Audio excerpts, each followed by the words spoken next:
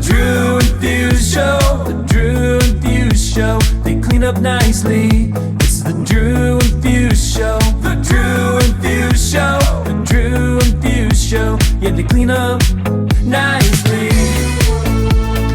Yeah.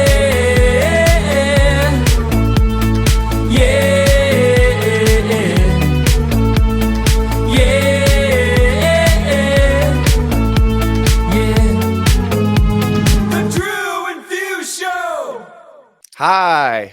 Well, hello. You know, that was Phrase I just saw on the Instagram, on the social medias. Dropped a new song. He has an official like song. New track out? Yeah, new track out. Blackout. It's called Blackout. Phrase with a new track called Blackout. We'll have to give it a listen. If you're listening, give it a listen, you know. Help promote the one that helps promote us, something like that. DJs on the Spotify's. DJs. It's on the Spotify's. Phrase, go check out his new song. It's on the DMSs, I'm sure. It's on the DMSs. It's Phrase. Hey, check out my new song. Love you, Phrase. Love your show. How's it going, Fusemania? How are you today? It's good. You know, I just want to express that I hate Las Vegas. You know, I'm actually having a different change of heart for this. I'm kind of liking Las Vegas. I was there. I did a 24-hour stint, which we're about to talk about. Mm-hmm. Came home, DJ'd, then drove back and did sound for a wedding. You know, I was thinking the kid might need to throw down a couple bucks on a place out there. I like it. Interesting. Well, if you do that, I'll never have to pay for a hotel again because I'll just get the code. Got the keys to the safe. Let myself in. You know, dude, you know what pisses me off too? I'm driving back and my wife goes, "Hey, we have the timeshare there." And I'm going, "Motherfucker, I have a real timeshare there. It's next door to the Cosmopolitan. I can stay for $75 and it's a suite. You have a bedroom. I could get the 2-bedroom with the living room. I forgot that we had it, dude. Bro, I'm never going to let you forget this ever again anytime we go to Vegas because this is 2 years in a row with multiple trips that we haven't stayed at a timeshare with a suite. It would be pretty sweet to stay at the suite. And we get all the amenities of the Cosmo. That's what's part of it. Dang. I own it. And it goes to use. Pizza, all those good things. The pool. We can use the pool if you want. Dude, anyways. I can't wait to take off my shirt. I live for moments like that. I'm so ripped. I have my Toronto hat on. I look Canadian if I do that. It is albino. It's albino season. They'll be like, "Oh my goodness, is it a polar bear?"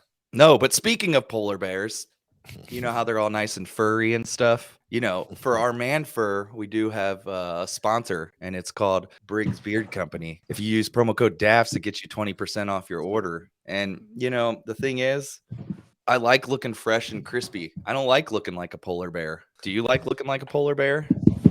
Yeah, actually, I don't mind it. He's also got candles now. If you're into setting the mood, there is no nitroglycerin included in those candles. Not cannons. Oh, look at that. Is it time for the regular drops? All right, I'm more prepared now. I'm more prepared. Look at that. Drew is gonna lather up his face. Oh yeah. It's a cream dream. Look at that. Little comb, a little Briggs comb. You gotta get the whole package. Dang. That is really nice. You gonna throw on some chapstick? I'm just going all Briggsed out. Briggsed out. He's Briggsed out, man. All right. So use promo code DAFS to get you 20% off your order. Also, if you haven't been on DMS, what are you waiting for? Use the promo code Drew and Fuse Show. It'll get you 30% off your first month of activation. Once again, that is promo code Drew and Fuse Show. It'll get you 30% off your first month. There's tons of great edits, exclusive edits. You know, if you haven't tried it out yet, I don't know what else to tell you. You're just losing at this point. Club Cannon, we have an affiliate link in the video below, in the comments below. It'll save you $25 off an order of $250 or more if you're into turning your parties to an 11. Speaking of parties that were at 11, we are gonna do a little Mex recap. But first, I just got to play these voicemails. We have 2 voicemails. One from DJ Brian Guinness here in Cincy, and one from our friend Hi Kevin and I'm gonna hit real quick, and then we'll move on with the show. Our boy Long-Winded Brian. Long-winded Brian. Drew coined him long-winded Brian after a long night at the bar. All right, we're gonna hear from Brian. Here we go. Drew and Fuse. Hey, Brian Guinness here in Cincinnati. Tuning in, just starting the this week's episode with oh shoot, I lost his name. Ferrari. Probably saying that wrong. Hey, you were talking about Drew, or excuse me, Fuse. You were talking about the Power Hour with Taylor Swift. I need to get with you and get some Taylor Swift edits because she's coming to town this summer. And it was funny you were mentioning how you would power through or do the Power Hour with Taylor Swift, and inevitably somebody was there for Taylor Swift music and would hate it, hate a specific song. That happened, was it last year or the year before when Garth Brooks was in town.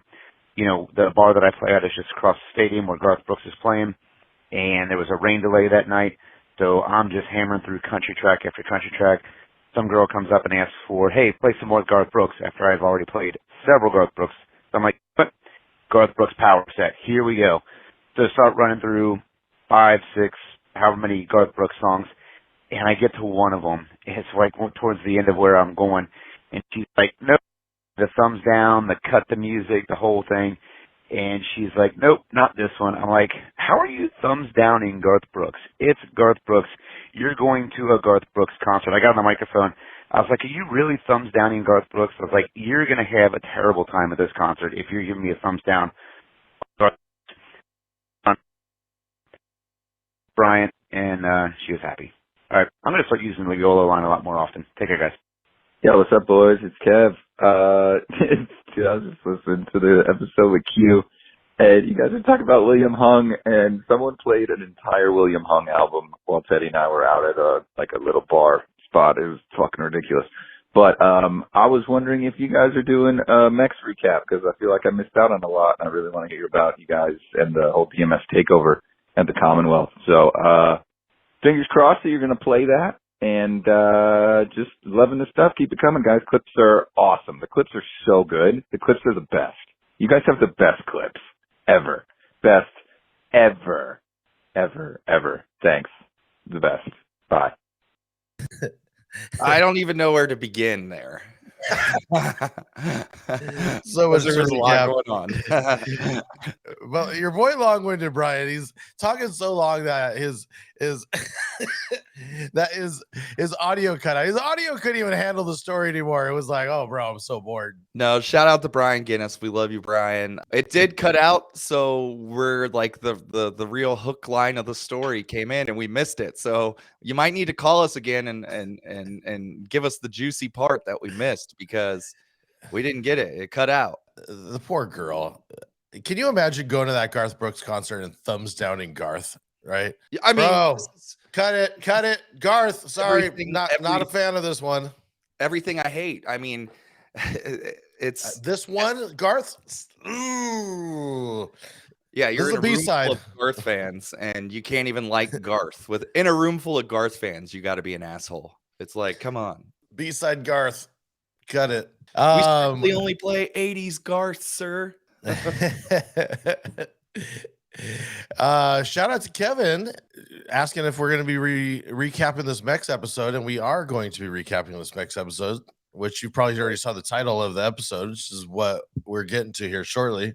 Also, the clips have been pretty amazing. I gotta give props. The clips are a Christian of the game. Mm-hmm. It's all about the clips. It's all about the clips. If you're not watching the YouTube shorts, you gotta be watching the YouTube shorts. Oh, this is what he was saying. William Hung. You know, my boy William Hung. And can you imagine getting stuck at a bar and someone just trolls the whole bar and just puts the whole William Hung album on? I can't. That's me. I'm the guy that does that. Every time we go into a bar with touch tunes, I play the worst music I can play. Clay Aiken Invisible is like my top play on touch tunes because it's nobody likes Clay Aiken. Nobody likes it. They just felt bad for him. Did he win? No, he won. He lost. No, he won. He won. And Ruben Studdard is bigger than Clay Aiken. If I was invisible. Are you invisible? All right. Anyway, we're gonna start recapping this Mech show, and to help us recap, because we just need the help always, we're gonna bring in our friend DJ Demand here. So please help us welcome DJ Demand. What's up, guys? Hi. Before we get started with the recap, I missed that phone call from Brian. Can you play that again? All right, yeah, hold on. I see where he got the name from. I love it though. Thank you guys for having me come on the show again. No pumped. problem. Yeah. We're happy you're here to help us recap. Your memory might be better than ours. Well, and also I wasn't there, so you're the Yeah. voice of me for this trip around the moon. Let's start it with you. You traveled all the way from the East Coast. You came in on Sunday. What'd you do Sunday? First of all, my memory probably is the best. Out of my 5 or 6 trips to Vegas I've ever been to, this was, I think, the most sober I've ever been in Sin City. I mean, I might have had 4 drinks the whole week. It was just so much stuff going on. I just didn't want to miss it, I was gonna say, are you resolution like I am, or are you just? I definitely have been trying to, in general, just take care of health a little bit better. Got to lose a little weight and stuff like that. But I mean, really, there was just so much stuff going on, and for me, it's like I've been there, done that with the whole nightclub, 5 a.m. stuff in Vegas, and I'm like, I just want to be there, be present, get the most out of it. So I kind of lay low with the drinking, but yeah, I got there Sunday a little later than I wanted to. We had some delays in Newark, so I sit down, get it. That my first drink was in the airport, and then DJ Fly, my buddy from Philly, he's on Twitch all the time. He just sits down right next to me. He's like, "Yep, I'm delayed too." It turns out same plane, so at least I had somebody to kind of hang out with there in the airport, get my networking and catching up with soon, early on. But yeah, by the time I got there on Sunday night, I mean, I landed and went to bed. That's it. So didn't do too much. And then woke up Monday morning. It was kind of like a tourist for the day. I think Fuse, you, me, and Simo did breakfast together, right? When you Yes. landed. So that's kind of our trips kind of started at the same time. Yeah, we got in. I had a long weekend before that. We had a private event at the club Sunday that we had to tear down everything off the stage, both stages in both rooms of the club, and kind of make room for a ton of stuff. So it was a late night Saturday night tearing down, and then it was a late night Sunday there working the event, and then basically woke up super early. We had a 6 a.m. flight time to Vegas. So it was basically on, I think, 6 hours of sleep since Friday. I didn't sleep much at all. And then Vegas. But yeah, so we got there Monday. We met up with you, hung out, went to the room, took a nap a little bit. There seminars going on Monday where they're speaking? I don't think it was anything crazy on Monday. They might have had some stuff. I didn't make it to the actual seminar room until Tuesday. Like I said, Monday I was kind of a tourist. Met up with the LaForce guys from Texas, some other people, Big Earn, Jordan Marshall. We all went to the shops at Caesars. They got a couple of crazy sneaker stores there. So checking out all the Jordans. Big Earn was balling out with the sneakers, right? You said he was balling out. Got a new shiny pair of Jordan 1s to wear for the weekend, the week. So yeah, we did that. Yeah. We did go to the opening party. That was like 105 DJs all playing "I'm Good." No, but for real, we did go to the opening party. We got there a little late, I think. Yeah, because we went to the best steakhouse in Vegas. Oh yeah, we did. I forgot about that. How could I forget about that? We went to the Carver Steakhouse and we had a nice little steak dinner before. Wait, and I got the fish. How do you go to get fish at a steakhouse? I'm trying to do the whole more plant-based, less meat thing. So I figured if I had a whole steak, my whole week would be ruined. My stomach would just be bad. But I mean, I wish I could have had that. Everything was amazing there. The sides were good. The dessert was good. Everything was great. They took care of us because somebody always knows someone. Simo, So Simo does the stuff for Playback Prodigy, which I don't know if we talked to him too much about that on his episode or not, but Playback Prodigy does the music in Carver. So that was kind of the connection there. And so shout out to Simo and Carver and all that, because that was awesome. So this is Monday night, and just so that I'm on the same page as you guys, you've done nothing Mex related so far. No, not yet. Okay. We didn't even eat any tacos. This is an awesome recap so far. Okay, so Mex recap, day 1, nothing. Yeah, but then right after dinner, we did head on over to that opening party where, it's like there's a bunch of DJs that all had to submit like a 5-minute mix to try out for it. And then you end up with a bunch of, a lot of guys and girls doing like, I think it was like 20-minute sets. So everybody wants to, show off, and, it's their Eminem 8 Mile moment to shine. And like, this is all I got. So, and they go all out. We did see a couple of people that I thought did a nice job. It's tough. It's a tough room to be in, because this convention is not just a DJ convention. It's also paired with the photo booth convention, which is probably like 3 times the size of the DJ portion of it. So they're playing to a room where it's like, you want to impress DJs, but you also have the photo booth people there, which just kind of want a night out and want to like a Vegas style night out. So it's in 20 minutes, it's really tough to do that. Like, I don't, I don't know if I would want to be up there in their spot, but I mean, you guys did it the year before, but you had a longer set, so you were able to kind of like build it up. We did the closing party, which is different than that 20-minute set. Yeah, exactly. And I will give props to everybody that did submissions and performed for that 20 minutes. I think it's dope, one, for the show to put that on and give these people a highlight. And you want to be able. People aren't listening to mixes anymore. As I was getting ready for this episode, I was thinking about when I first was coming up, and I would go and play in Vegas, and I'd play the pool party.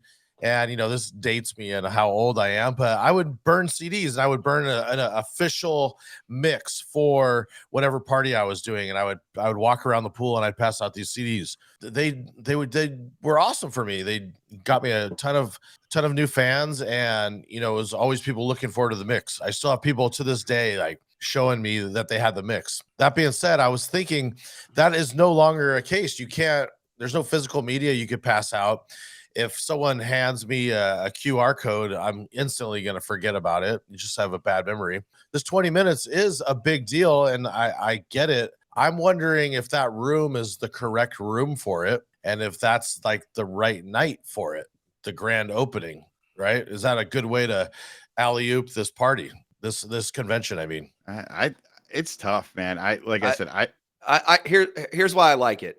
I'll start with that first. Here's why I like it, because what it does is it gets everybody hyping up that room and that party, and you have 20 excuses of why you need to go to it, because you got 20 different DJs, so everybody's got friends. We're all friends. We're all one to support each other and all that. And that's why I think it is good in some senses to do the party on a Monday that way. The reasons I think it's bad, it's hard to say like what's good and what's bad, because the solution I don't have the answer to. So sometimes I hate talking like bad about anything that I don't have the answer to. But I think the reasons it's bad is because the convention is so much photo booth too, that it might put a bad taste in the mouth of like the photo booth people that were just there to party. Because it's like, let's say you are partying and you're like feeling somebody's set. Well, 20 minutes it's later, and then you got Joe Schmo up there playing the next set, and he plays all of 3 songs in his 20 minutes because they're all 8 minutes long. He played Purple Rain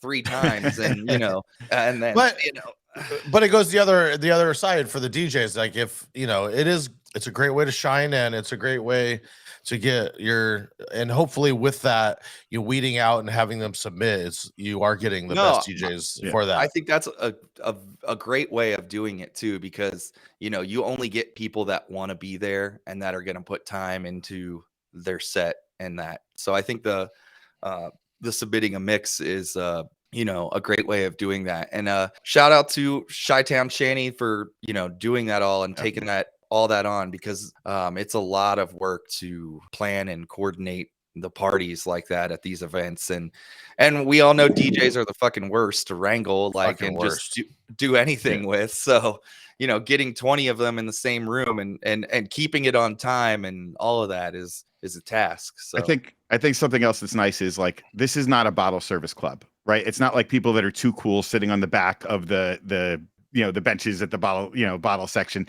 I mean, everybody is there to support their friend. So when one person goes up, if you know the person, you're standing there in the front of the dance floor, screaming their name, going nuts, hyping them up. So, and it was cool to see everybody's different styles. Definitely a couple shout outs. I think we walked in, one of the first people to go, David Osborne, and he's like big into like a lot of us, loves AM and that open format style, and really tried to format his set based around that. I think he did a great job of that. Peter Crea from Texas also did an awesome job. I mean, you could just tell he worked so hard on everything was thought out. What he did with his set was great. And then the other one stuck out to me was Nikki Nell, who did the at the DJ Collective. She did a DJ competition thing, and she was the closing DJ and rocked the room. I did a great job kind of keeping. I think now thinking about it a little bit more, if I was doing it and putting on a party, maybe what I might do is I can't remember. Was there 20 DJs? Was there that many? I don't think it was that many, but 10. Yeah, 10. I think it's like 10 tops. Maybe if I was going to do it, I might only have like 5 do it, and then them play more like the opening couple hours, and then maybe just have like 1 or 2 guys or girls play the last, like give them each an hour, maybe like the best 2 mixes each get an hour, and that way it's like more of a showcase / part. Like from that point on, it's more like, all right, it's like a more of a party vibe in here versus, I don't want to say it wasn't a party vibe, but like it's hard when you're jumping around, and yeah, you stop every 20 minutes. Yeah, there's no right way to do it. I don't know what you're talking about. Big Earn had bottles on bottles on bottles in there, like just EMF. Well, they're $150 a bottle. I mean, that's the great thing about that room, man. Drinks are like $5, and I'm talking to him at one point. He's like, "You want a drink?" And then he just holds up an entire bottle of Crown. I'm like, "Oh no, I'm good." So a lot of these events are like connections and who you know and all that, and it's nice for DJs to get a shot, like simply on just their DJing. Like if you submit a mix and it's good, you get the chance to play in front of people. I think that's cool. I think the idea for the party is great. I was more just saying, what's the best way? Is that room right? That room seems so big, and there's no lighting going on anywhere. They did have lights on this time. They did. Yes. Oh, yeah, finally. Yeah. Oh my gosh, who knew? Yeah. So it's a really cool room. And the South Point, honestly, the South Point's awesome because the drinks are cheap in that venue too. Like our first round, we had 4 drinks and it was like $21 opposed to like anywhere else where one drink is $35 in Vegas. And you're like, this sucks. So, in terms of that, it's nice. I'm wrong for that party. What's a better way then? Maybe, so I was talking about mixed CDs. What's a better way? Maybe on the flyer, they could put their QR code, or somewhere you can find the DJs where you just wear a t-shirt follow up to that QR code on it, and then people can scan it from like the crowd. Is there any follow up for them though? They won this contest. They get their 20 minutes, right? Is there any follow up they could do? Oh, as the show itself. I don't know. I think as the maybe DJ a mixed CD, everyone gets a little mix, and then they put out the mix. Or I don't know. It would have been cool if if in the sound booth if they recorded those sets. Think about it. They could put that out on Mixcloud, and they got a whole year now to promote the next year's show, so they could every week drop another mix that was played during that. Yeah, it's a good idea. I mean, I think Fuse would agree. It's good to put out a mix of a live show that you did in Vegas shortly afterwards. I'm always torn on that. Drew and I always talk about this, and we could talk about that in a little bit here. But it was Monday night. Big highlights. You guys, every DJ killed it. They all did their set. They all brought it. They all came correct. And then that transitions into Tuesday when I fly in. I got a call Monday actually from Big Daddy, who was the MC for the daytime stuff, like all of the seminars.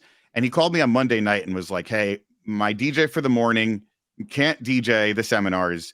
Do you want to come in and just kind of open up the show?" Did you find this guy on Craigslist? Like, this seems like a regular thing. No, it was one of those things. It was just like an equipment issue. He had to use a certain equipment, but only another equipment was on the stage. And he calls me and he's like, "Are you comfortable using this equipment?" I'm like, "I'll use iTunes, whatever." Like, whatever you need. So they had, because they had the Max booth was the sponsor, and in the Max booth it was 2 Rain 12s and a Rain 72 mixer. So I just had to download the drivers, and I'm like, I wasn't going to do all the crazy stuff I might have done if I had the Pioneer that I'm more comfortable with, but show me an Echo. All right, I got that. I can handle the rest. We all started way before all these crazy effects. So I ended up doing basically 8:30 in the morning, the doors opened, and then 9 o'clock was the first seminar. So I had half an hour for my 8 Mile moment, except there's no dance. It's in the same room. It's actually, which is really cool that they didn't have it in like a boring, like just hotel ballroom. They had it in the club room. So you're still like, it was still a fun, like kind of atmosphere. 8:30 in the morning. Yeah. The little bit I saw, I did like that they were taking advantage of the LED wall this year. Yeah. I don't know if they used lot it up for the there. talks at all, but They did. Yeah. okay. Last year they had like a static image that wasn't even like formatted properly. This one looked like they were actually doing it was formatted awesome. Yeah. correctly. All their slides were giant on the big screen and up top too on the side It's amazing. screens. So yeah, they did a great job with that. So yeah, I had half an hour to kind of like do whatever I do, and it's 8:30 in the morning. So I'm not going to be playing like, hard house EDM drops and stuff like that. So, which for me, honestly, I have more fun doing. Like I'm playing for DJs and I don't have to worry about a dance floor. So I kind of took it back to my Twitch days of getting weird and playing some ballet funk and chill stuff and just things that I normally wouldn't get to play. My idea, and I only had like half an hour to prepare because it was last minute. And I just put together, I'm like, let me find anything. I don't want one DJ in the room to have one edit of the song that I'm playing, So everything was like a 4 a.m., Bandcamp or SoundCloud deep dive that I did, during the lockdown days. And I had some fun with that.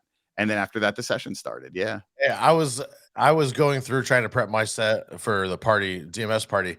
I think something that I came up with was I need to start a crate of DJ convention stuff, right? But it's just random shit where you just every time you load that track, you're like, I'll never play this, but this is a good Twitch track or a good random track, so you don't have to do that later. Yeah. Anyways. I mean, nobody wants to hear just, the same Pitbull, Donza, like the same stuff you would play at a popular night out or whatever. So yeah, definitely got to come up with something different. But after that, yeah, I was there for the morning, just kind of playing in between the speakers. And, I only got a chance to hear a couple because then I had to nap and get ready for the DMS party at night. But yeah, I mean, a lot of people, including me, were getting a lot of good information. Stephanie Stardust kicked things off and had some really great tips that just kind of make you think, stuff that's like kind of out there in the open. She brought up some a clip of like The Bachelor, kind of like a teaser of The Bachelor show, and it's like, why is this so captivating? Why is this get you so hooked? And it's like, it's all of the environment, the atmosphere, like all these different things. And it was just really cool, like kind of help you, or her main thought was like, think about all these other things, not just is the music good that you're playing, pay attention to all those other details. She did a really good, well-rounded, kind of way to kick things off, nothing too crazy, to get people like the whole speeches and everything. It wasn't just in that main ballroom, right? They're happening throughout the whole convention floor. Yeah, because they have like some master classes and things too. But I think like at least the morning that I was there, everything was kind of taking place in there. Okay, everybody that's listening, we have no clue what's happening on for the real talks of the show. Yes, we're not acting to be any kind of I'm sorry on that. I'm sorry to anybody who I missed their presentations, but I think after I did my couple of in between sets, I went back and took a nap, and then we had the expo floor open up after the seminars. That was the first day that was opened. And that didn't open till 5, and was right before that. We had got down there, the DMS crew, and we didn't realize that it opened till 5, which sucks because it's so late. I had popped into Alan Berg's speech, which he had some good talks on pricing and all that kind of stuff. So I got even just popping into that for a minute. I really got a lot out of that. That was a great one. Was the floor better this year? It was pretty much the same. I mean, it was a little bigger, I would say, than last year at least. Yeah. Still, I mean, when you're looking at the photo booth side, it's like we're a 10th of the room. That was kind of rough. But I mean, Max booth was there, Pioneer was there, Bose, Toad booth was there. Toad set up outside too, actually, which is really cool. So when people are checking in, he had the Toad booth right there. You couldn't miss it. And he had DJs playing on there too. I'm partial, but I'll say probably the best booth out there. Sorry, everyone else. Well, it's really cool because right across from Toad was DJ front boards, which they do all the facades and they do acrylic stuff. They do the leather facades. And I go to both of them and I show them a picture of my setup, which is the Toad booth in the middle. And then I kind of make L pieces out of the leather front board. And I'm like, guys, we can all work together here. You guys should come up with a package deal. It looks amazing. And it's just so funny. I use both of those things. So, and then there were other, there was some photo booth stuff on the DJ side as well. And DAS Audio was there too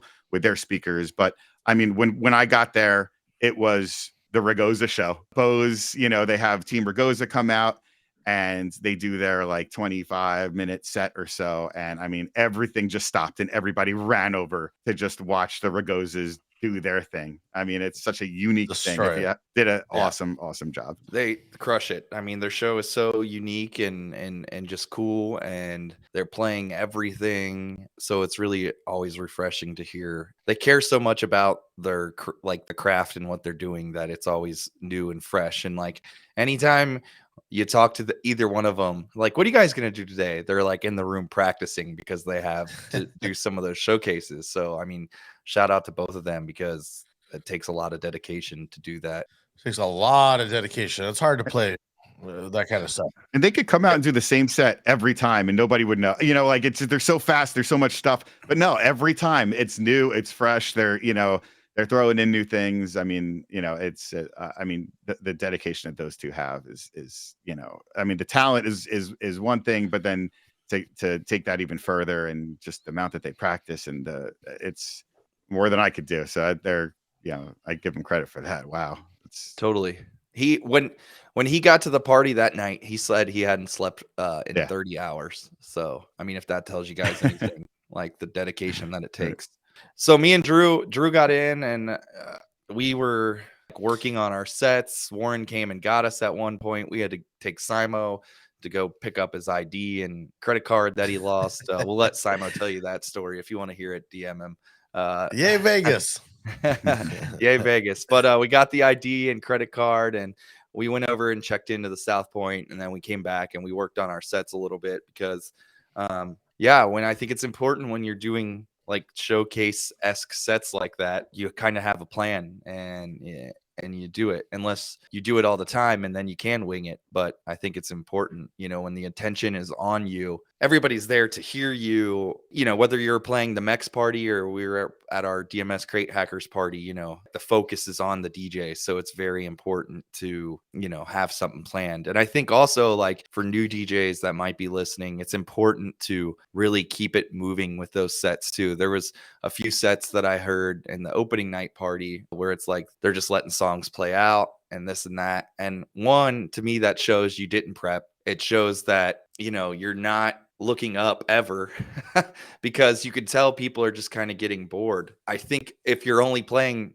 20 minutes or an hour even, that you need to get the most out of the time and do the most with the time. So prepping and quick edits, getting from point A to point B in ways that kind of make sense are all important when doing those kind of sets, So that's kind of just why I spent a lot of time prepping. And then personally, with what I played Tuesday night, a lot of, and I'm sure Drew too, everything, I played was pretty much an edit of mine. I think I played 30, like almost 40 songs in like 48 minutes. And I think of those 40 songs, maybe 5 or 6 were not my own edit, but they were already the perfect edit of like what I would do with them. So everything was either a bootleg I made or something I chopped up to play. But to get started kind of with that, we had a Team DMS dinner and then we headed over to Commonwealth for the night. Drew, do you want to say anything? I had flown in. That day was just shot. I didn't sleep at all. Trying to prep, I give it props to all those DJs that are doing the 20-minute sets. Shit is not easy. It is hard, and I thank God that we were at Commonwealth and not on that stage, because that stage is also very scary to be up on that stage. There's just so much room. Mm-hmm. And it's room. It's a big room. It's a giant stage, and the way they have it set up, you're just over on the corner and trying to impress everybody. At the Commonwealth Lounge, we're underneath the stairwell, and even then I was fucking frightened for my life. So I can imagine it is tough, and prepping is correct. That being said, I didn't prep. I decided to wing it, which was a terrible idea. It was not a good idea. Well, you prepped kind of. You had little things that you prepped for, and you've also done it a lot. Well, let's talk about the party. I'll get to my set. We had the Commonwealth Lounge downtown. Downtown is now becoming just this awesome place, and I'm shout out to guessing Neek because he really made it happen for us. Neek on the 5 on 5 podcast. If you guys aren't listening, they're another podcast that's sponsored by DMS. with Phenom and Jupiter Williams, and Neek plays for the company that owns Commonwealth. It's called Corner Bar Management. Yeah, and they're crushing it. They have the majority of the bars down there. There's one other company that owns like 2 or 3 bars, but they have just made it this unique area, and I think that's what's helping with the theme of it. So each bar has its own theme. They all have different styles of music that they each play, and I'm just loving that area downtown of what they're doing with it. Really cool art, cool neons. So we played at the Commonwealth Lounge. We get there. Shout out to everybody that made the trek, because that trek from South Point downtown was definitely really far. But we had a cool experience, and shout out to Cray Hackers for helping promote that party. It was good. Hopefully everyone Simo- got a beanie that Yeah. demands. Yeah, there in they here. gave out the beanies. Yeah. A double-sided beanie. You could choose which side you want. Yeah. You could wear it on either side if you can't decide which one you want on the front. I'm glad you brought it up, because I was just wearing it for that, but it's really hot in here. I mean, I want to support you guys, but I can't wear this beanie all night. So that's bad. Oh, I feel good. way more comfortable now. All right. phew, Sorry I couldn't good. support you with the beanie the whole time. though. So This is so big. that's what she said.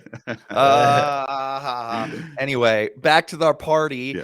Back to our party. The Commonwealth is a dope venue because it's like a cool venue. It's dark, upscale. There's a nice vibe in that room. It's like already. a speakeasy vibe. Like it Yeah, feels like a speakeasy, speakeasy. Really dark, right on the edge of Fremont Street. So it's like, and I haven't been to Fremont in like 10 years. You're right.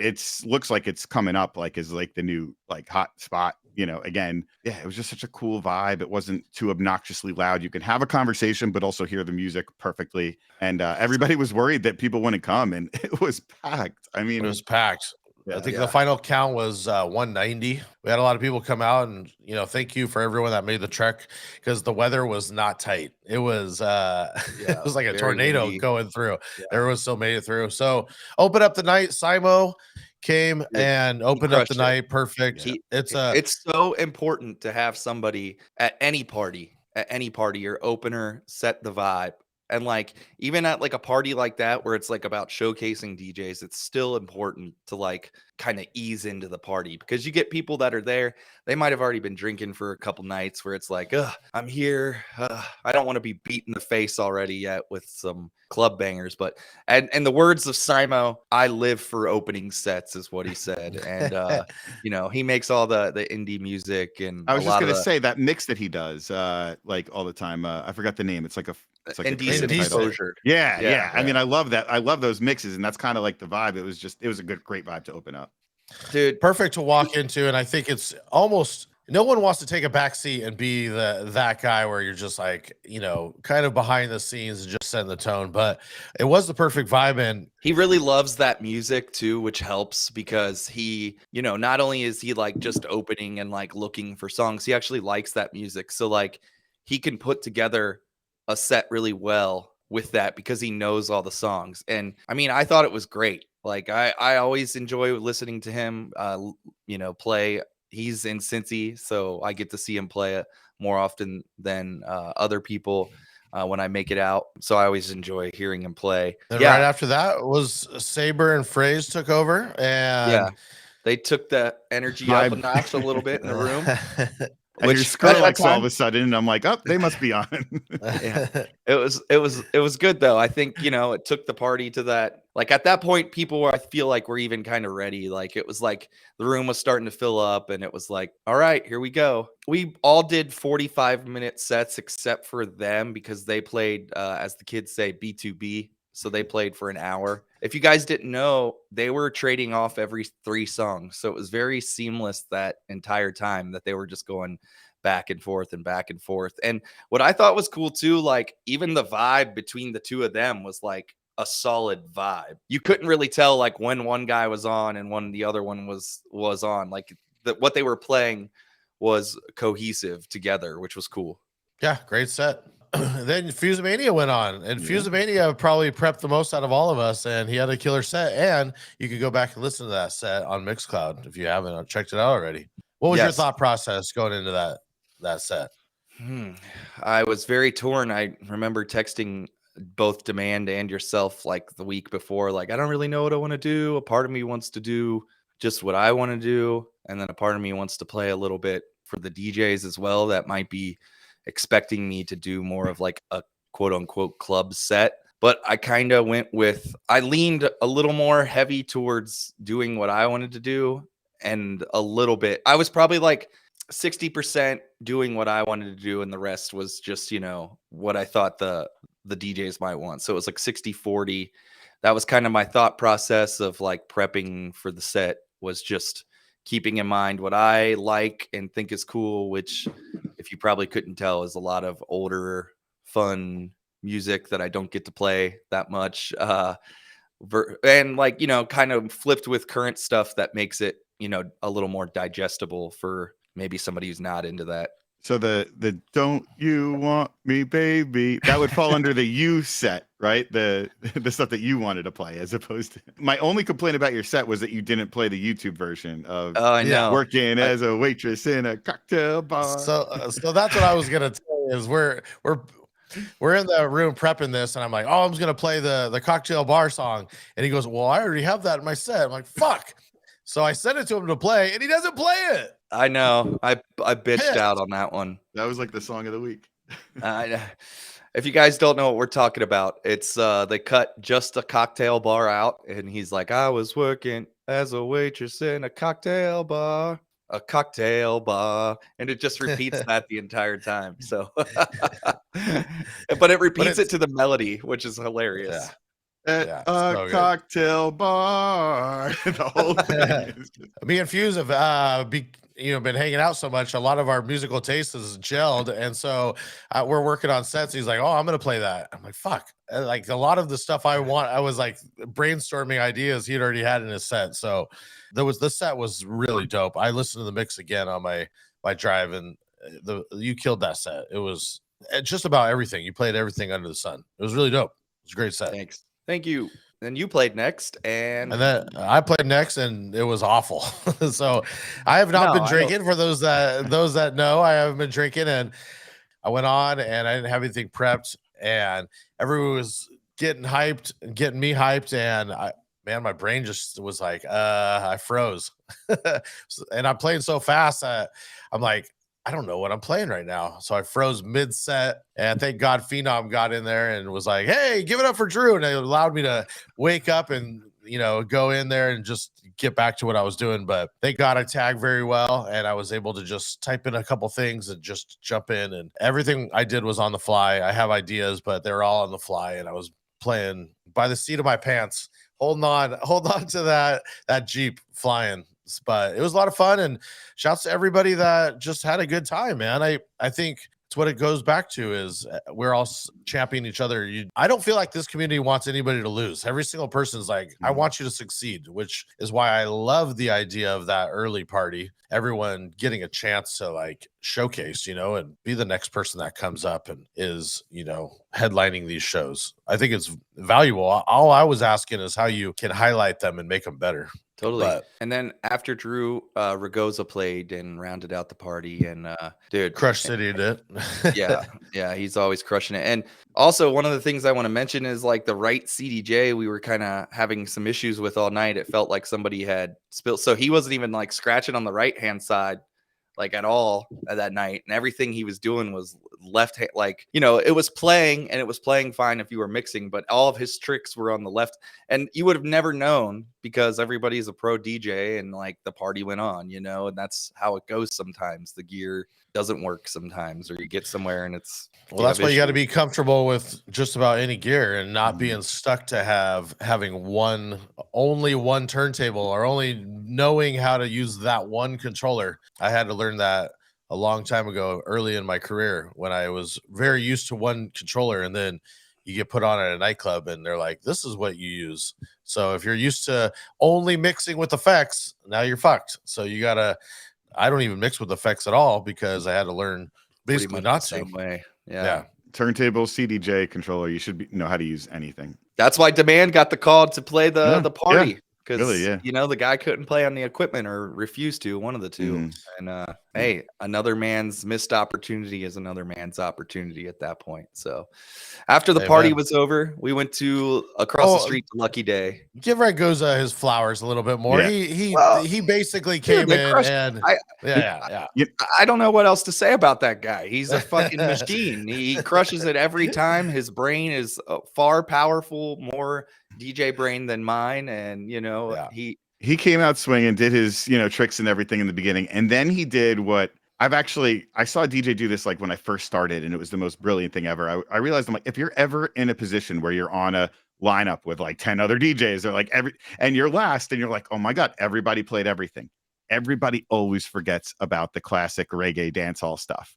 And he went in on the dancehall set, and it's just such like a refreshing like change of pace. Everybody forgets to play dancehall, but like it always works. And that's kind of, he did his show off stuff, went to some of that, and then went back to some more show off stuff. And it was just, there were a couple of people in the back that were like waiting for like a straight hip hop night. And I'm like, you're not going to get that here. Like, it's not that type of play. But then the dancehall comes on, and even they're going nuts. Like, all right, yeah. So it was cool just to do something completely opposite like that, which, and you look back on, you're like, that's, of course that'll work. Like it always works, but you don't think about that. And I love that he came out with that bag for a little bit. The one thing too that I want to say is he's just a machine. And I was sitting there talking to Kevin Scott. We didn't even mention Kevin and Warren. yeah. Thanks for throwing the party and allowing us to do our things, and for being great bosses and owners at DMS, and really kind of just allowing everybody to be creative and flexible and all of that.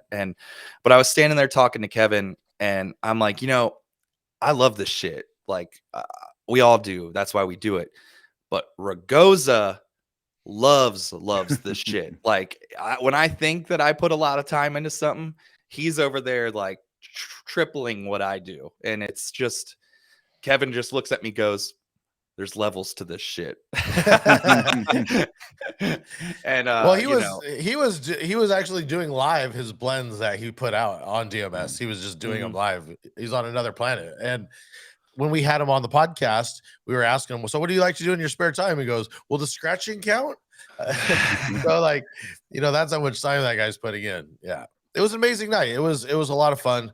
Thanks for everyone that came and partied with us. Yeah, we appreciate everybody allowing us to break away from the norm and do a little bit of what we wanted to do, which is cool, I wanted to definitely shout out Kevin and Warren too. I'm not even team DMS or anything like that, but those guys treat me like family every time I see them. And the two of them are really a big reason why I come to this one, because I get to see those two guys and talk to them. And anybody that gets a chance to talk to those guys, take it. You will remember that conversation. I mean, they're amazing people. Also, shout out to You Demand for helping us with the photos and doing all that. He was behind the camera all night. So I was more nervous than you guys were. I'm like, I'm not a photographer. I just have a camera. But he ended up getting some great shots, and a lot of those are posted up on DMS social media, and we'll be posting more as the days go on here. And I also want to shout out to a couple guys that were there that didn't play that night, but are team DMS. Is Master Monk was there hanging out. He ended up playing at the closing party for Mix, which we'll get to. And DJ Grant was there, who I'm so glad I got to spend some time with Grant in person, because he's fucking awesome and hilarious. And we were all just hanging out at Lucky Day afterwards. And the DJ over there, Drew, did you catch his name? Do you remember his name? I didn't catch his name, but he was killing it, doing all disco funk set. Yeah, that was awesome. We were just all partying, having a good time over there until that ended. And that was pretty much the wrap for the Tuesday. And then we woke up Wednesday, and I said to Simo, hey Simo, would you mind if I changed my flight? And he goes, well, if it's cheap, I'll change my flight too. So we were not going to leave until Thursday because we wanted to see everybody's opening set, but I just had to get out of there. I was Vegased out by that point. I had already left, so I didn't even get a chance to catch it. But Demand is the reason why we're on, and so you didn't catch any more of the speeches. You were at the we did go back. We went back to the showroom floor. We went to the floor. Yeah, we did go to the showroom floor again. We walked around the floor and kind of hung out, which the Ragozas started playing again, and then everybody that was there was circled around them, watching them do their thing. And again, just incredible. And all things DJ and guitar playing. She had to buy a guitar for some reason too. Like they had some trouble with, they weren't allowed to bring the guitar with their flight or something, and they ended up having to go buy a guitar to use for this.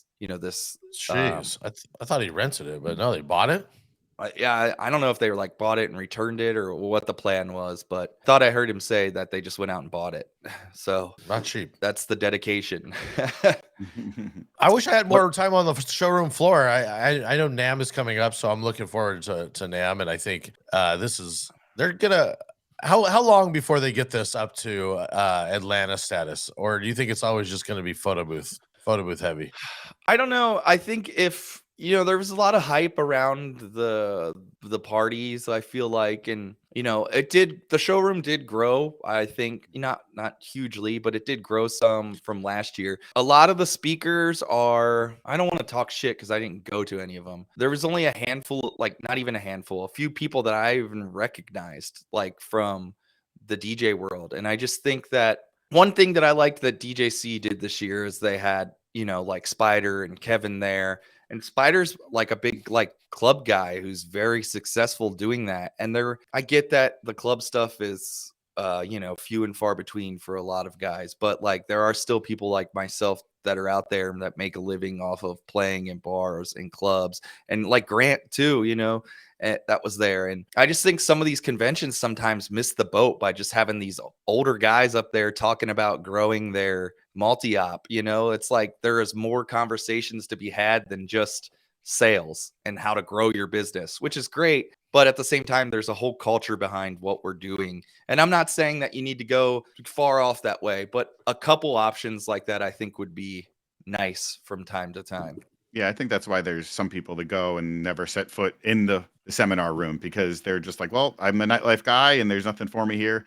I agree that all these conventions, they should have at least something for every type of DJ, Yeah, I just think they missed the boat a little bit. And, maybe that's you ask a successful club owner or bar owner to come speak, and they talk about what they look for, in their DJs, or, or all kinds of, there's so many different levels to that too, of what you could do. And again, I know a lot of it, and a lot of these events are people that know people, and everybody's kind of doing people favors and stuff. So I get it at the end of the day. But Wednesday we're hanging out, and Simon and I ended up leaving, but we went back to the party for a little bit. Got to catch a little bit of the first couple sets, and then we had to head out. So Demand, on that, this is where you could take it away again. Yeah.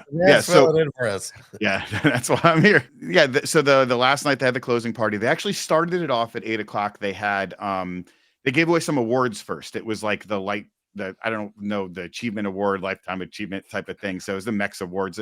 Basically people that have been involved in for a long time. Shaney got one, Mike Walter got one, and then Big Daddy was I think the last one that got the big award. But so it was great to see them get recognized. These are people that are always showing up to all the conventions, doing a lot for them. Like we mentioned, Shaney puts together the club nights and everything. And so it's nice to see them get their recognition. At that point, that was the first DJ was Mike Villa. So he was kind of like the guy doing the background music as, they're calling people up. And then Mike got a chance to open up. And like we were saying with Simo, he, it's tough to open up that room, because you got people there. We just finished doing awards. It's still not a full room, but it's time to set the tone. So I think he put together a really great set, picked some really great tracks to kind of, start building up the energy in that room. And like you said, it's Vegas, so you don't have to build it up too long.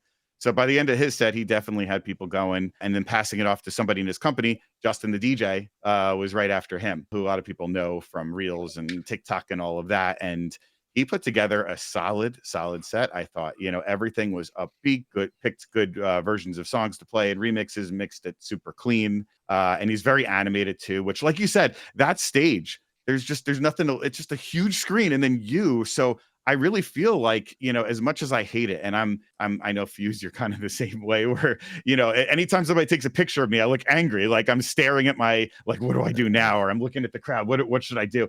but like, Justin was up there, Mike too, jumping up and down with a bottle, taking shots, and like these, you have to be animated when you're up on that stage. And again, that's something that's out of my comfort zone. So they did a great job doing the, mixing and also kind of keeping it entertaining for the first two. And I think you guys left probably right around that time, right? Yeah. Yeah. So I'll just keep it going then.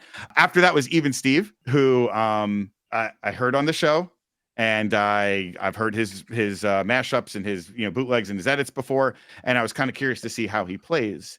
And what was really cool was he didn't go the route of playing all of his own edits that he already made. He was going the route of acapella, instrumental, stems, let me do all this stuff live for you, as opposed to just playing the mixes that I already made. And I, as a technical DJ, I'm like, I was loving this. Like, I was standing next to Cleveland Terry, and I'm like, if he does this for the next 45 minutes, I am in heaven. He could mess up, he could be offbeat, it doesn't matter, because you look at him and you're like, he's working the whole time. He's not standing there waiting for the song to end to put on another one. He is working his ass off. At any given time, 2 different tracks are playing. So I thought, like, I mean, to me, I'm like, you could see he's up there again. He thought it out. He's doing creative stuff up there. And to me, it's kind of like that AM thing. Like, AM was not the cleanest DJ. It didn't matter because he was doing so much, and it was that type of feel for me. And that's kind of how his set went. I really enjoyed that. Master Monk was right afterwards. And one thing that I learned from partying in Scottsdale, there is no opening DJ in Scottsdale. The second the club opens up, they're like, my friend was a manager out there. He's like, and I said to him, I'm like, dude, your opening DJ, this was like not him. This was like randomly. I was in Scottsdale, and I'm like, your opening DJ sucks, man. He's playing like it's 1 a.m. and there's 15 of us here. He's like, no, that's what we tell them to do. Like, you smack them in the face from beginning to end. And Master Monk came out and melted everybody's faces for an hour straight. I mean, it was just like the hardest stuff. Like, and I was in heaven. I was loving it. I think a lot of us were like, okay, this is like, picture this, but like in the big, Vegas nightlife club. I mean, this is what you want to see. I mean, energy was at a 10. Photo booth people at times, I could tell, were like, where's the words? But like, but it didn't matter because the energy was just so hype that like it kept everybody in there the whole time. The party would have been an 11 had they had a club cannon. Right? Yeah. Exactly. Okay. Exactly. Always. After that, Shani went, and again, kind of, she always comes out and lets people know where she's from, playing a little bit of that Chicago style. Did a great job, super solid set. Again, just kind of, keeping up with the energy of the night. I think everybody was just kind of like keeping people, at the edge of their seat, like up and ready to dance. And she did that super big party atmosphere, and then ended the night with, it was Control, Lil Jon's DJ, right? That was, and you watch him and you're like, all I could say is I look up and I'm like, that's a Vegas DJ. Like, this is a guy who can take any room like that and just bring it to the next level. And I mean, it's, again, solid, smooth, everything was, mixing in the popular like bootlegs, like, popular songs that people know the words to, and then a hard drop afterwards, and what you would expect to hear in a Vegas club. So I mean, I really think that the whole energy of the night, like, Cheney did a great job, and whoever else was in charge of picking the crew for that night did a great job picking all people that are a little bit different but also have an equal energy, whatever they're doing. So it was a great night. Shout out to Shani. It's not easy rounding up those Not people. easy. So yeah. And then we all made it home and kissed the ground when we were home because Las Vegas. Am I right? Except for both you guys who didn't really indulge in any of the Las Vegas things this time. But I came home and then went back. Yeah. Drew was back, and Digital Dave was his boss for the weekend. Oh, dude, what's it like having Digital Dave as your boss?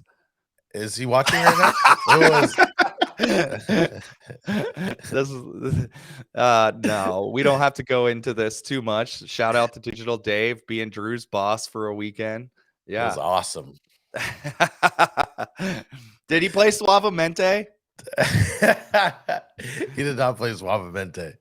Oh, he did not. He played the new, the modern day Suavemente, which is Danze Kuduro. Oh, gotcha. Okay. All right. Well, shout out to Dave, and shout out to you having a boss for a weekend, and his name being Digital Dave. And whipping boy.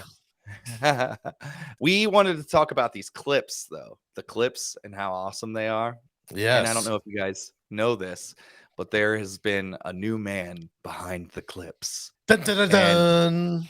His name is Hi Kevin. There Hi, what's up, guys? Hey. Hey, thanks for having me on. I'm stoked to be here. You and Demand are just all prepared today. Look at that. Wait, I can was match. not I can prepared. match. Yeah, match. Oh, look at us. Look at us. Yeah, I come very prepared. Product placement is everything. I love how you guys are at the parties and you're collecting all these hats. I don't even know that I have every version of the hat. Yeah. So Kevin's been helping us out, and he's been a man behind the scenes for the podcast for the last month or so, 2 maybe at this point. I don't know. I'm losing track of time. Yeah, I have no maybe idea. 3 yeah. months. He's doing our clips now, and we want to give a big thank you. He's going to be helping us out on the show, and it takes a village to grow this thing. It does. So yeah, it's a lot of work. It's a lot of work. It is Yeah. a lot of Yeah. work, and we're gonna be doing something with Kevin in the show. We haven't quite figured it out yet. Kevin's gonna have a part on the show coming up where he does a little thing, and it'll be good. So yeah, He does it'll a be little like thing and it'll be good. That's Little thing that's your and new it'll be tagline. good. yeah, there it is. That's what I Yeah, tell it's all my Kevin's little girlfriends. thing. Have a little thing and it'll be good. But it's been super fun working with it. I think like the one thing is Demand and I, like, we used to talk about listening to the show every week anyway. And having done sort of my own thing in the past, I do want to mention that I have no bad feelings towards Shorty and everything. It was really probably more of like a working with me thing than anything, but I realized I needed to be like a little bit more of like a support role with podcasts. Like, I love them. I've always loved this format, like longer format radio stuff, but doing the clips is fun because I love video editing. I watch the show anyway. And I don't want to say you guys needed the help, but I do think that as the talent of the show, you need that room to like focus on the next episode instead of eventually you'll hate the show if you guys have to edit the clips every week and rehear the same thing over and over and over again. So Totally. it's super fun being a Totally. part of it with you guys though, And we appreciate, having you here and having the help, and, with you being here and Demand on. Also, the kind of cohesiveness between all of this is you're now working for SCE, which is I who am. Demand Yeah. works Yeah. for. I gotta change Put a my new hat on. New hat. It's all black, so you can't see it. Oh shit, this is bad. But yeah, this is an SE hat. So I've been actually Demand kind of started me off assisting with him on weddings. I don't even remember when it happened. August of 2021 at the expo. Jan and I were chatting at 3:45 in the morning. Oh, the best time when all the best business right at the comes top through. of the escalators where That's everybody how- always meets. That's late how I hours, started right? too. That's how it happens, 3 man. o'clock in the He's- morning. He's got his moves, for sure. But it was really cool to be asked to be a part of SCE. I'm in Pennsylvania, so it's not that far. But yeah, it's opportunities for sure, right? We're always pushing ourselves to grow and be better. And yeah, It's a great company to work for. All these guys, the top dogs, I'd say, of what they do. And there's a couple guys that Cool. sneak through the cracks.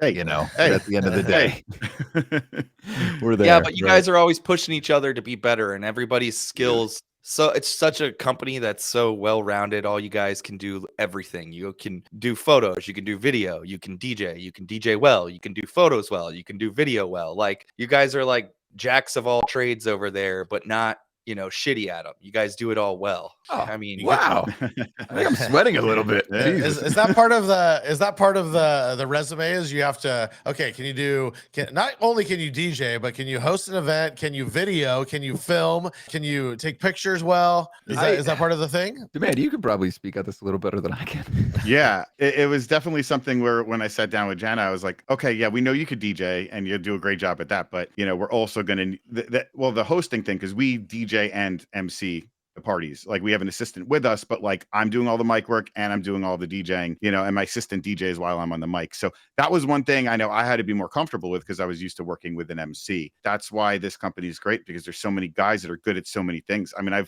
I was okay at social media, but now I'm working at a company with Jeff Scott Gould and Nick Spinelli and Bird. And I'm like, every time I work with them, I learn more. I learn another trick with it, whether it's camera or how to post or do this or that. So now this is learn as you go. I mean, it's just perfect that we have all these different people that are good at different stuff that can all give their input. Like, it's still weird, like when Jeff's asking me for advice on stuff, I'm like, no, I'm supposed to ask you, but there's stuff that I know better than him, when it comes to certain types of music or whatever. So all of us help out each other. gear, what should I get? There's some people that are kind of like building up that start off where they don't have all the lighting and things like that. And so we can kind of go through with them and be like, here, start off with this. This is your order of things that you should be investing in. And, we're all here to help out each other. There's enough work for everybody. And, so it doesn't feel like it's competition between each other. It's where if if somebody books Kevin over me, I'm happy for him. And I'll work that day too, eventually. And, we're just all, I think there's a little competition. I think that's super healthy, like to really like push each other. Cause I look like in anything, DJing in the photos and stuff like, I actually just working with Chris, DJ O, I'll be going out to Arizona with him just to like basically capture everything. And of course be his assistant, so like I think it's really just the attraction to SCE is the willingness to pick something up, even if you're not perfect at it, and just give it like a really, really, really good old college try, and then you probably end up on the good side of it. Yeah, totally. Well, I think it's a good move for you, and I think it's it's a great company. And when we were at dinner Monday, Demand was kind of telling us a little bit how the company works, and it's awesome the way things, the way Jason handles business over there is great. So big congrats to you for making that move, and hopefully everything. Congrats. I am more excited about doing clips for the Drew and Fuse show. I gotta come out and say that entirely. Clips, man. It's the clips. It's all about the clips, baby. It is. Good, man. Well, if you guys are liking what Kevin is doing, make sure you go over and subscribe to the YouTube. Yes. We're trying to get the YouTube number up from what we're currently at 391. 394. 394. We got 3 new subscribers. All right, we're trying to hit 1,000. So if we want everything at 1,000 by the beginning of the summer. So I guess that's like June 21st. So what's that give us? Like a little under 4 months. So like 115 days to really grind that. So yeah. So, we're trying to make $100 this year, guys, instead of spending thousands. Yeah. That's it. Yeah. That's it. That's all. That's all we want. Mm-hmm. So the Winklevoss twins are going to donate if we hit $1,000. Wait, did you see who? No, it's not Winklevoss. It's Winklevi. When you talk to them. The plural is the Winklevi. Yeah. Individually, they are a single Winklevoss twin. Together, they are the Winklevi. Yeah. Right. Yeah. Yeah. Apparently they're doing fine. They have like billions of dollars, not just 65 crypto million. money nowadays. God damn, we missed that. But that was like their original payout from Facebook was like the 65 million or something, and then they got rich off like crypto moves. Yeah, and they're Olympic athletes. What do these guys not fucking have? Souls. A triplet. That's a good point. That's a good point. They haven't won a golf Masters. They haven't played at a DMS party at Commonwealth. They haven't they haven't been on the Drew and Fuse show. All these like really big bucket list items that they're missing. Yeah. Well, we're super grateful to have Kevin part of the team. And so if you guys can think of anything that you want, one, subscribe. And two, if you have any tips or tricks or just segments that you want to see, those are going to be coming up soon. I think I'm going to try and be like the passive voice on all of the social media so that hopefully people don't think it's you guys anymore. Like it's like another person that has its own identity. Just when I respond to people, because I really do like to get back to people on their comments and stuff and like start a conversation with it all. And I'm pretty much sitting here twiddling my thumbs unless I'm meeting with couples and clients these days. So yeah, it feels perfect. So get on the socials and bug him. There you go. Yeah, bug me on the socials. Look for a segment, Kevin's Little Thing, coming soon. Kevin's Little Thing. I think we might have just by like trying to figure it out, found it out. And we'll have to. I'm gonna write that shit down. Yeah, Kevin's Little Thing coming soon. It's got to all say and now for a moment with Kevin's Little Thing. There you go. I gotta put my my lip balm on. And Drew, you were talking about the little carry cases for these things. The carry case. Yeah, this thing is great. Little leather pouch. You throw the little leather pouch on, throw on your pants, and you always got chapstick right there. Yeah, pants. Yep. I'll throw it on the old tool belt, I got my Gerber on my belt and I got my chapstick pouch. And I don't need nothing else. So. Well, big shout out to Demand for helping us this week. Big shout out to Kevin for all the work that you've been doing. We appreciate all the help just doing this free show and helping everybody out here. If you made it all the way through to the end of this Mex, realize that we don't have a clue what we're talking about, and we actually probably didn't attend the majority of the show, so we have nothing to really say about it besides barely attending the parties. The next conference that's coming up, what is it? I think I'm going to Midwest DJs Live in April, and there's NAM coming up here, so maybe I'll recap NAM. I don't think anyone else is going to NAM. I haven't been to NAM since NAM. Since NAM. I love it. All right. Well, that's going to wrap it up for today. We appreciate Demand you being on here with Thank us. you, And Kevin, we guys. appreciate you being on and helping Thanks for us having with me. the show and growing it. Love and doing it. molding what it's going to become in the future. And again, if you're interested in making your beard look as pretty as Drew, Ooh. you use that Briggs Beard Company promo code DAFS to get you 20% off your first order. Kevin's getting in on the drops of Jupiter, There you throwing go. things on his face. No Yeah. nitroglycerin included on that. You know, the promo code in the comments description of the video below is $25 off your purchase of $250 or more at Club Cannon. And of course, the promo code Drew and Fuse Show gets you 30% off DMS for your first month. So there it is. Use it, love it, like it. Tell us, all the cool edits you got. And until next time, that's going to wrap up today's show. Thank you guys so much, and see you punks later. Peace.